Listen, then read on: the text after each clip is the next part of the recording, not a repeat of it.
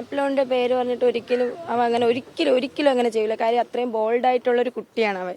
നിങ്ങൾക്ക് ആ വോയിസ് കേൾക്കുമ്പോൾ തന്നെ അറിയാം. അതായത് ആപ്പിലോണിൻ്റെ കാര്യത്തിൽ ഒരിക്കലും അവൻ ചെയ്യൂല. ആ കരഞ്ഞോണ്ട് ഇറങ്ങിപ്പോകുന്ന CCTV ദൃശ്യങ്ങളെല്ലാം കിട്ടിയിട്ടുണ്ട്. അവിടെ എന്തോ നടന്നിട്ടുണ്ട്. അല്ലാതെ ഒരിക്കലും ആപ്പിലോണിൻ്റെ പേര് പറഞ്ഞിട്ടല്ല കൊച്ച് സൂയിസൈഡ് ചെയ്തത്. കാര്യം ഈ ആപ്പിലോണിൻ്റെ കാര്യം ഞങ്ങൾക്ക് അറിയാവുന്നതുമാണ്. ഞാൻ അതിന് പേയ്മെൻറ്റ് അയച്ചു കൊടുത്തതുമാണ്. ഡെൻ്റൽ കിറ്റ് വാങ്ങി കഴിഞ്ഞതിന് ശേഷം, അതായത് പ്രാക്ടിക്കൽ എക്സാം ഉണ്ട്. ഈ എക്സാം കഴിഞ്ഞിട്ട് പ്രാക്ടിക്കൽ എക്സാം, അത് കഴിഞ്ഞ് 15-ാം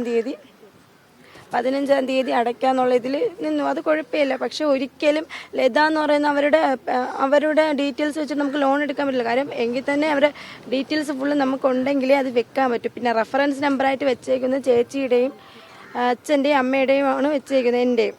നമുക്ക് റെഫറൻസ് നമ്പർ. അല്ലാതെ ഒരിക്കലും ഇവർ പറയുമ്പോൾ ആപ്പിലോണിൻ്റെ ഭീഷണിയിലല്ല അവൻ മരിച്ചത്. അവിടെ എന്തോ നടന്നിട്ടുണ്ട്. 12 മണി വരെ ഞങ്ങൾക്ക് മെസ്സേജ് അയച്ചവൻ, അതിനുശേഷം മെസ്സേജും ഇല്ല.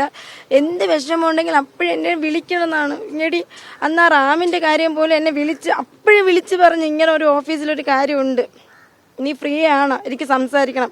ഞാൻ ഫുഡ് കഴിക്കണേടാ 2 മിനിറ്റ്, ഞാൻ അങ്ങോട്ട് വിളിക്കുക. ഫുഡ് കഴിക്കാതെ ഞാൻ അവരെ വിളിച്ച് സംസാരിച്ച്. എന്തോ അന്ന് നമ്മൾ മെയിൽ അയക്കാമെന്ന് ഞാൻ പറഞ്ഞ്, എടാ ഇന്ന് മെയിൽ അയച്ചിരുന്നെങ്കിൽ ഇന്ന് ആ ചെറുക്ക് കൊച്ചു ജീവനോടെ ഉണ്ടാകുമായിരുന്നു. എല്ലാവരും കൂടെ ചേർന്ന് അവനെ കൊന്നതാണ്.